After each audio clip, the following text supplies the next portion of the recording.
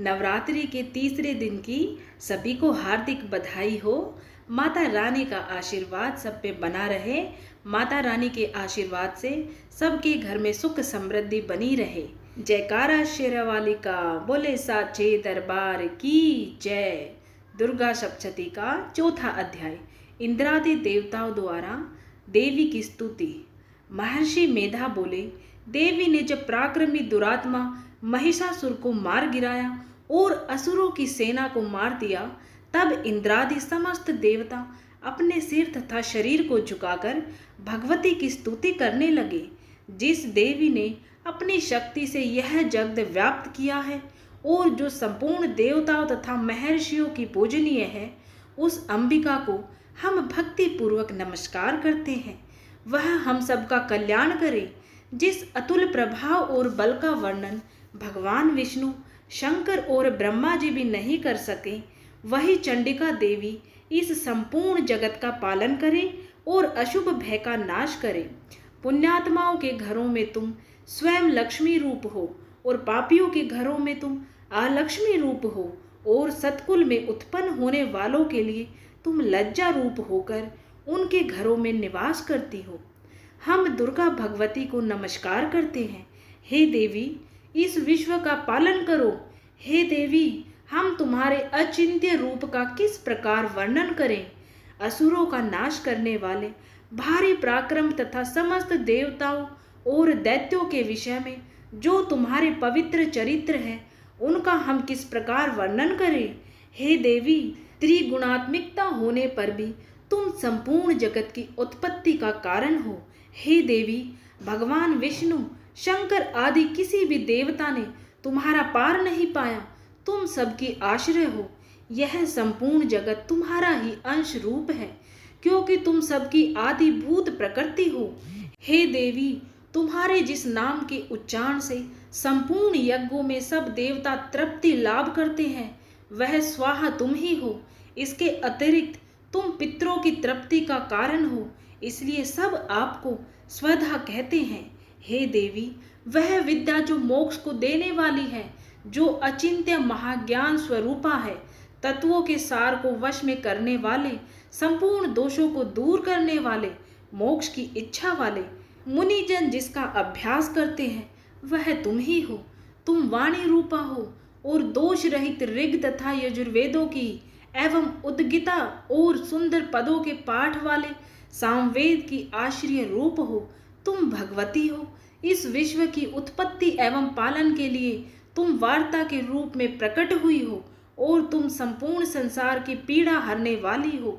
हे देवी, जिससे सारे शास्त्रों को जाना जाता है, वह मेधा शक्ति तुम ही हो, और दुर्गम भवसागर से पार करने वाली नौका भी तुम ही हो। लक्ष्मी रूप से विष्णु भगवान के हृदय में निवास करने वाली और भगवान महादेव द्वारा सम्मानित गौरी देवी तुम ही हो। मंद मुस्कान वाले, निर्मल पूर्ण चंद बिंब के समान और उत्तम सुवर्ण की मनोहर कांति से कमलीय तुम्हारे मुख को देखकर भी महिषासुर क्रोध में भर गया। यह बड़े आश्चर्य की बात है। और हे देवी, तुम्हारा यही मुख जब क्रोध से भर गया तो उदय काल के चंद्रमा की भांति लाल हो गया और तनी हुई बोहों के कारण विकराल रूप हो गया। उसे देखकर भी महिषासुर के शीघ्र प्राण नहीं निकल गए। यह बड़े आश्चर्य की बात है। आपके कुपित मुख के दर्शन करके भला कौन जीवित रह सकता है। हे देवी, तुम हमारे कल्याण के लिए प्रसन्न हो। आपके प्रसन्न होने से इस जगत का अभ्युदय होता है, और जब आप क्रुद्ध हो जाती हो तो कितने ही कुलों का सर्वनाश हो जाता है। यह हमने अभी अभी जाना है कि जब तुमने महिषासुर की बहुत बड़ी सेना को देखते देखते मार दिया है। हे देवी, सदा अभ्युदय देने वाली, तुम जिस पर प्रसन्न हो जाती हो, वही देश में सम्मानित होते हैं। उनके धन यश की वृद्धि होती है। उनका धर्म कभी शिथिल नहीं होता और उनके यहाँ अधिक पुत्र पुत्रियां और नौकर होते हैं। हे देवी, तुम्हारी कृपा से ही धर्मात्मा पुरुष प्रतिदिन श्रद्धा पूर्वक यज्ञ करता है और धर्मानुकूल आचरण करता है और उसके प्रभाव से स्वर्ग लोक में जाता है। क्योंकि तुम तीनों लोकों में मनवांछित फल देने वाली हो। हे माँ दुर्गे, तुम स्मरण करने पर संपूर्ण जीवों के भय नष्ट कर देती हो और स्थिर चित्त वालों के द्वारा चिंतन करने पर उन्हें और अत्यंत मंगल देती हो। हे दारिद्र्य दुख नाशिनी देवी, तुम्हारे सिवा दूसरा कौन है? तुम्हारा चित्त सदा दूसरों के उपकार में लगा रहता है।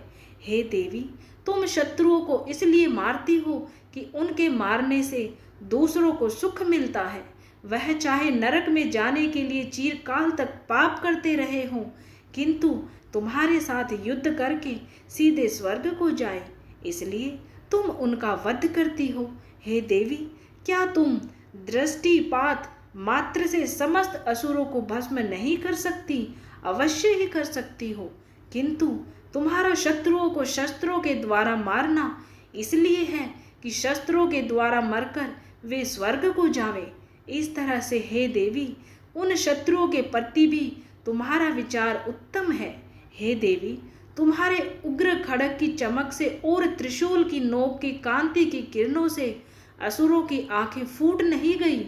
उसका कारण यह था कि वे किरणों से शोभायमान तुम्हारे चंद्रमा के समान आनंद प्रदान करने वाले सुंदर मुख को देख रहे थे। हे देवी, तुम्हारा शील बुरे वृत्तांत को दूर करने वाला है और सबसे अधिक तुम्हारा रूप है, जो न तो कभी चिंतन में आ सकता है और न जिसकी दूसरों से कभी तुलना ही हो सकती है। तुम्हारा बल व पराक्रम शत्रुओं का नाश करने वाला है। इस तरह तुमने शत्रुओं पर भी दया प्रकट की है। हे देवी, तुम्हारे बल की किसके साथ बराबरी की जा सकती है, तथा शत्रुओं को भय देने वाला इतना सुंदर रूप भी और किसका है?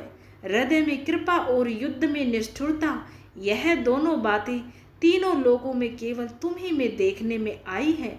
हे माता, युद्ध भूमि में शत्रुओं को मारकर तुमने उन्हें स्वर्ग लोक में पहुंचाया है। इस तरह तीनों लोकों की तुमने रक्षा की है, तथा उन उन्मत्त असुरों से जो हमें भय था उसको भी तुमने दूर किया है। तुमको हमारा नमस्कार है। हे देवी, तुम शूल तथा खड्ग से हमारी रक्षा करो, तथा घंटे की ध्वनि और धनुष के टंकोर से हमारी रक्षा करो। हे चंडिके, आप अपने शूल को घुमाकर पूर्व पश्चिम उत्तर तथा दक्षिण दिशा में हमारी रक्षा करो। तीनों लोकों में जो तुम्हारे सौम्य रूप हैं तथा घोर रूप हैं, उनसे हमारी रक्षा करो तथा इस पृथ्वी की रक्षा करो। हे अंबिके, आपके कर पल्लवों में जो खड्ग शूल और गदा आदि शस्त्र शोभा पा रहे हैं, उनसे हमारी रक्षा करो। महर्षि बोले कि इस प्रकार जब सब देवताओं ने जगत माता भगवती की स्तुति की और नंदवन के पुष्पों तथा गंध अनुलेपों द्वारा उनका पूजन किया, और फिर सबने मिलकर जब सुगंधित व दिव्य धूपों द्वारा उनको सुगंधि निवेदन की, तब देवी ने प्रसन्न होकर कहा, हे देवताओं, तुम सब मुझसे मनवांछित वर मांगो। देवता बोले, हे भगवती, तुमने हमारा सब कुछ कार्य कर दिया। अब हमारे लिए कुछ भी मांगना बाकी नहीं रहा, क्योंकि तुमने हमारे शत्रु महिषासुर को मार डाला है। हे महेश्वरी, तुम इस पर भी यदि हमें कोई वर देना चाहती हो तो बस इतना वर दो कि जब जब हम आपका स्मरण करें तब तब आप हमारी विपत्तियों को हरण करने के लिए हमें दर्शन दिया करो। हे अंबिके, जो कोई भी तुम्हारी स्तुति करे, तुम उनको वित्त समृद्धि और वैभव देने के साथ ही उनके धन और स्त्री आदि संपत्ति बढ़ावे और सदा हम पर प्रसन्न रहे। महर्षि बोले, हे राजन, देवताओं ने जब जगत के लिए तथा अपने लिए इस प्रकार प्रसन्न किया तो बस तथास्तु कहकर देवी अंतर्धान हो गई। हे भूप, जिस प्रकार तीनों लोगों का हित चाहने वाली यह भगवती देवताओं के शरीर से उत्पन्न हुई थी, वह सारा वृतांत मैंने तुझसे कह दिया है, और इसके पश्चात दुष्ट असुरों तथा शुंभ निशुंभ का वध करने और सब लोगों की रक्षा के लिए जिस प्रकार गौरी देवी के शरीर से उत्पन्न हुई थी, वह सारा वृतांत मैं यथावत वर्णन करता हूँ। इस प्रकार से दुर्गा सप्तशती का चौथा अध्याय संपूर्ण हुआ। बोलिए माता रानी की सदा ही जय हो। बोल माई मेरी सचिया जोता वाली माता तेरी सदा ही जय हो। बोले साचे दरबार की जय। अगर आपको वीडियो पसंद आई है तो कमेंट में जय माता दी जरूर लिखें। और चैनल पे हर रोज दुर्गा सप्तशती के पाठ के डाले जा रहे हैं, देखने के लिए चैनल को जरूर सब्सक्राइब करें।